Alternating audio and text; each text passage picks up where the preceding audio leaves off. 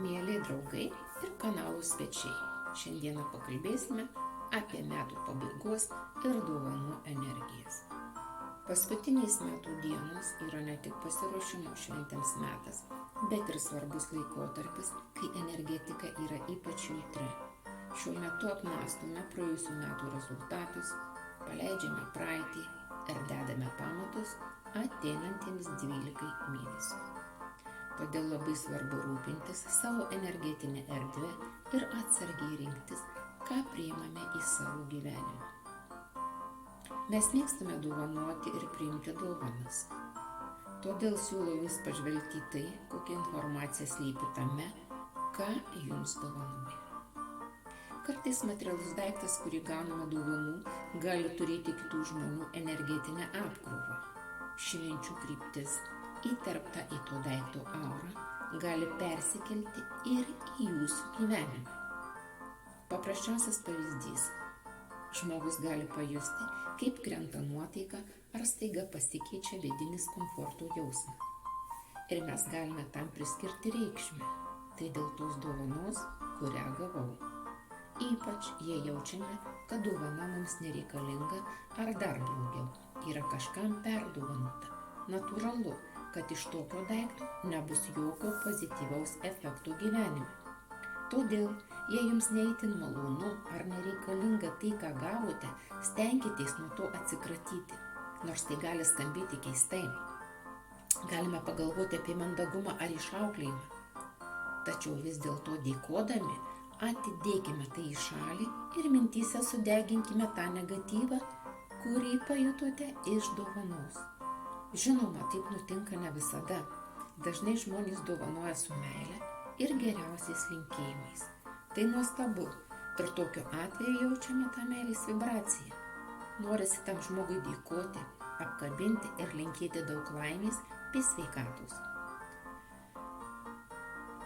Kodėl dovanos gali būti svarbios? Kiekvienas daiktas, kurį priimame, turi savo energetinį užtaisą. Atspindi dovanotojų emocijas, mintis ir intencijas. Jei dovana yra pripildyta gerumo ir nuoširdumo, ji gali tapti džiaugsmu ir naudos šaltiniu. Tačiau daiktai, kurie neša negatyvią energiją, gali sukelti problemų, lydinčių jūs visus ateinančius metus. Net atsitiktinės dovanos gautos iš nepažįstamų ar mažai pažįstamų žmonių gali turėti paslėptus ketinimus, ypač kai jūs perduodamos didelio energetinio aktyvumo dienomis. Dovanos ne tik atspindi dovanoto emocijas, bet ir veikia jūsų pasąmonę. Kai kurie simboliai ar energijos gali nejučiomis paveikti jūsų jausmus, nuotaiką ir net įvykius gyvenime. Pavyzdžiui, jei dovana buvo įteikta su prastomis intencijomis, ji gali tapti kanalu, per kurį jūsų gyvenime patenka negatyvas. Ko reikėtų vengti? Tai dovanų žmonių, su kuriais turite sudėtingus santykius. Jei žinote, kad dovanotojas jaučia jums pavydą ar nuoskaudas, geriau mandagiai atsisakyti jų dovanos. Net pati prabangiausia dovana gali tapti neigiamų emocijų ir problemų kanalu. Pasitikėkite savo intuiciją. Jei dovana jums kelia abejonės ar diskomfortą, atsisakykite jos. Taip išlaikysite savo vidinę ramybę ir apsaugosite save nuo galimų problemų. Peiliai, žirklės ar kiti aštrūs daiktai simbolizuoja santykių ir darbų nutraukimą, netgi sveikatos nutraukimą. Laikrodžiai gali asocijuoti su laiko pabaiga ar praradimais. Jei atsisakyti tokios dovanos nepatogu, galite ją simboliškai išsipirkti, padovanoti dovanotojų monetą, taip neutralizuojant jos energiją. Šis metodas yra senovinė tradicija, kurią iki šiol naudoja daugelis žmonių, siekdami apsisaugoti nuo negatyvų. Per daug asmeniškos dovanos, tokios kaip apatinis trikotažas, patalynė ar papuošalai, kurie glaudžiasi liečiasi su kūnu, gali turėti stiprų energetinį pėdsaką. Jei jie buvo padovanoti su nešvariais ketinimais, tokie daiktai gali sukelti nuolatinį diskomfortą ar net fizinį negalavimą.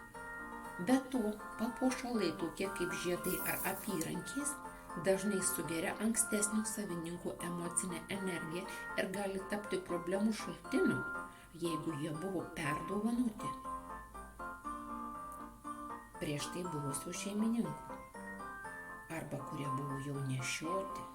Būna ir taip, kad padovanoja savo artimiesiems, kartais netgi svetimiems žmonėms daiktus, kurie jau buvo nešioti, glaudėsi prie kūnų, perėmė to žmogaus energetiką, jo emocijas,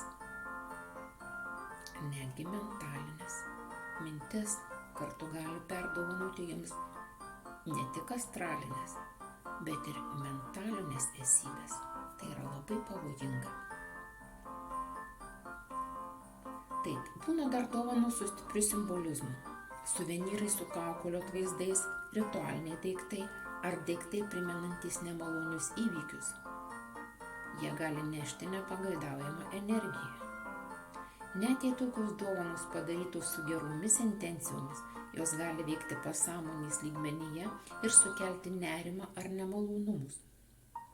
Pavyzdžiui, veidrodis įteiktas netinkamu metu gali ne tik padvigubinti gerąsias, bet ir pabloginti energijas.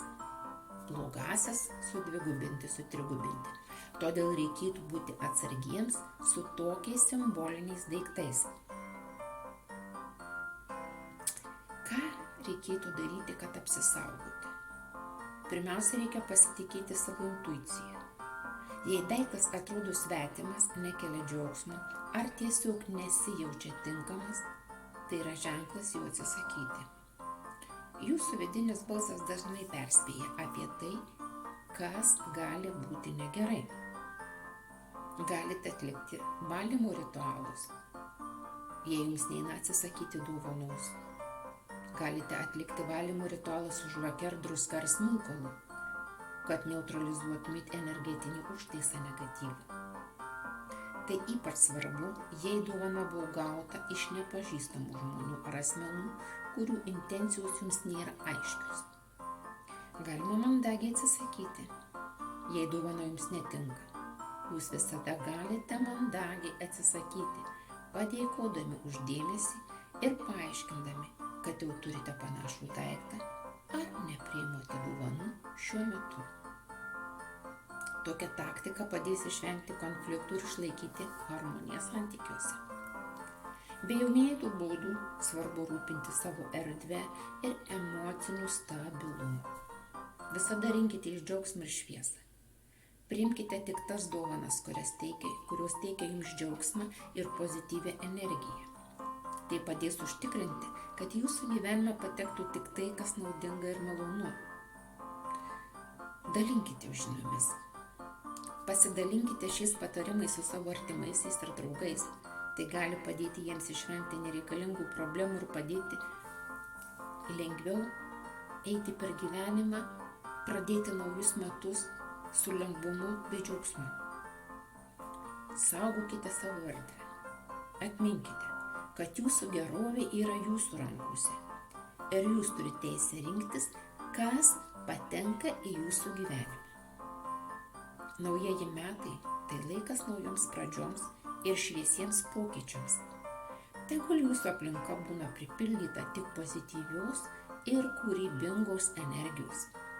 Linkiu jums laimingų, sėkmingų ir harmoningų ateinančių metų.